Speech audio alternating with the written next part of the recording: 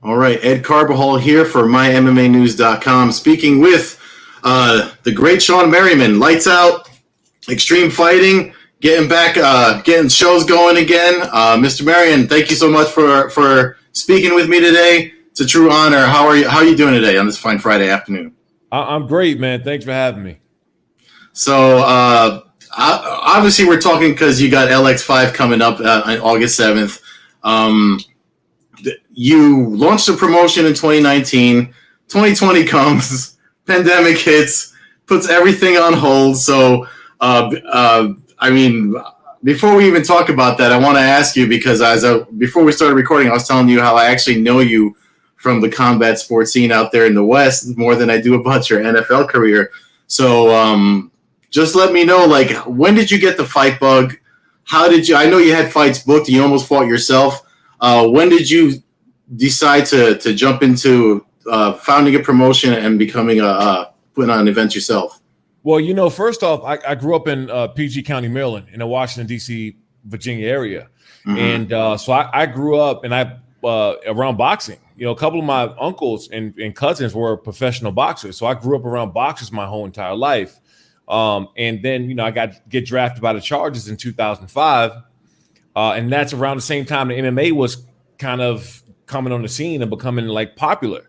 And a good friend of mine, Jay Glazer over at Fox Sports, he said, I think you should, pick up some MMA. I was already boxing at the time, but he said, I think you should pick up some MMA. It might help out with your hand-eye coordination and get more violent with your hands as a pass rusher. And I said, okay, cool. I'll try it out.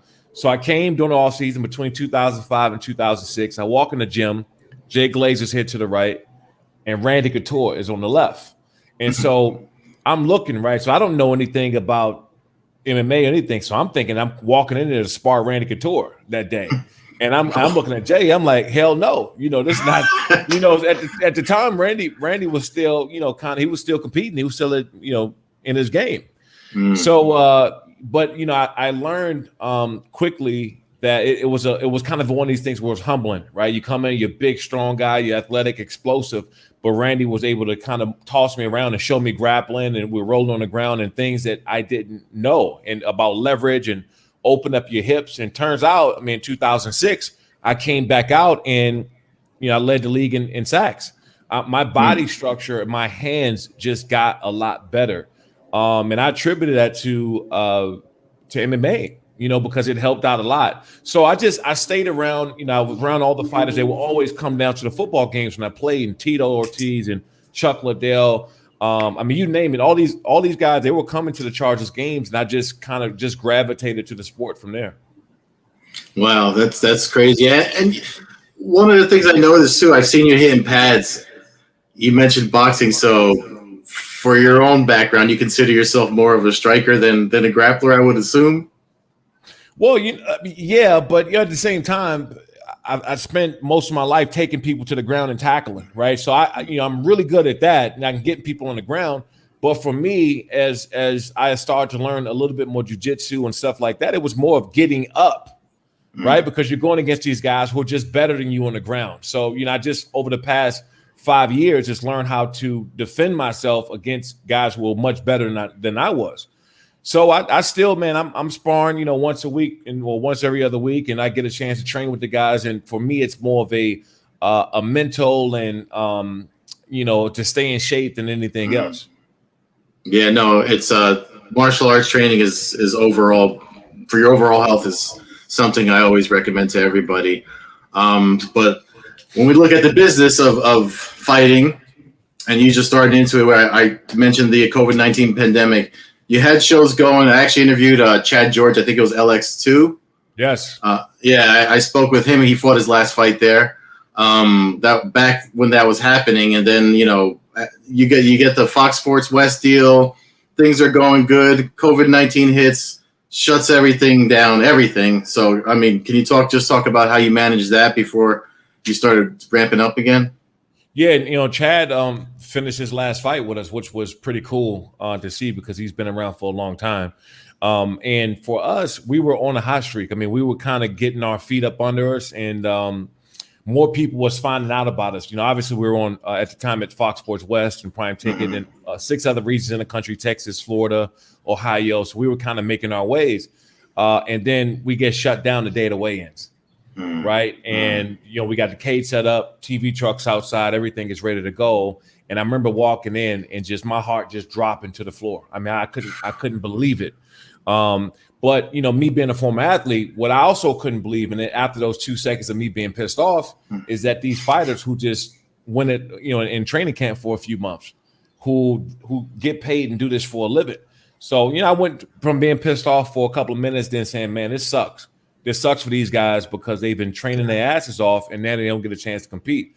So, for us to come back now at the Commerce Casino August 7th, and I don't know if you're in town or not in LA, but if you are, man, you got to come because this show's going to be big.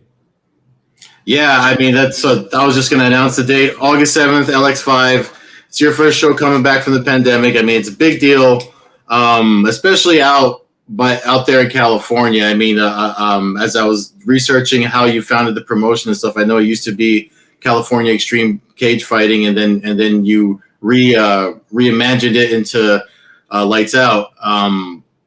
One of the things I read that caught my eye reading about the promotion, I want to hear your thoughts on it. You talked about grabbing athletes from other sports to come over and do combat sports in the Lights Out cage. That seems to be crossing over. Boxing and MMA seems to be picking up steam now, and you were kind of ahead of that before you got shut down. So I just wanted to get your thoughts now. I mean, do you have plans? I mean, I know this is your first show back, so we can't jump too far ahead, but yeah, like what are your thoughts on crossing over folks that want to jump in the cage? Absolutely. And that was always my vision from the start. Obviously we got a ton of great fighters, but there's a lot of former athletes, and we're going to start seeing. I've been saying this for the last 4 or 5 years. If you look at any one of my interviews or whatever I've done, I've been talking about these celebrity fights and MMA crossover and all. I've been talking about it for the last 4 or 5 years, and it's going to become bigger. And then, like myself, when I got injured and I retired early at 28 years old, I still had a lot of competition left. I can still compete. I just couldn't do it in the NFL anymore. But you can still come over to the fighting. The thing is, when I retired, the money wasn't as great. In 2013, a lot of guys wasn't coming and getting these 6-figure fights early on, or sometimes 7-figure fights early on. So it was a little bit different temperature out in the MMA market. Now it's much different. So, we have Chris McCain, obviously he played outside linebacker and a pass rusher for the Chargers. And I think he played for the Colts and the Dolphins. And we have 3 other former NFL players who we're going to be announcing here probably in the next upcoming weeks. I also have a reality show coming about former athletes, NFL, NHL, rugby. We got a former track star that's coming over. And this is about them wanting to compete, them wanting to have a second life and a second act and being able to still compete in something. Well, is that going to air anywhere, if the reality show, or is it going to be on the Lights Out YouTube channel? Yeah, we're going to announce something here probably in the next few days or so. We're still working out the details, but yeah, you will be able to stream the fights and you will be able to stream the show as well. And the other athletes, is it for fighting or other competitive sports? No, it's all they're transitioning and making their first fight in Lights Out. I like it. This is going to be a big deal, and it's personal for me because I know that transition phase for former athletes. I know it sucks, and that first year or two is the hardest thing you can do because you go from here running out to 70,000 people to now trying to figure out what your second act is. And I tell any former athlete anyway, I said, pick up a form of discipline, boxing, Muay Thai, jiu-jitsu, pick it up when you're done because it gives you that sense of relief that you can still compete and learn something. It's funny that you're mentioning about your own story and transitioning from leaving football and to getting into combat sports. The business side of things, it seems like the forethought that you had, because I know we mentioned before you had fights signed and you didn't do them because you were smart enough to see that the money wasn't right and other things weren't right. You know what I mean? And now it seems like as a promoter putting on the fights, not only are you able to present the opportunity for the other athletes, but you're doing it all safely. I mean, you waited long enough to put on LX5, and now you got all this. It looks like the timing is actually better given the crossover news that we're seeing. So, I mean, did you major in business or something like that when you went to college? No, I got to be a lucky SOB, man, because I do. I mean, I work. I got 12-hour days, man, 6 days a week, and I really love this and what I do. I wake up to it I wake up for it every morning just to do this, and to see Lights Out grow, but also to being a former athlete and just taking the mentality of what I was able to excel in doing that and to putting that same energy in doing this.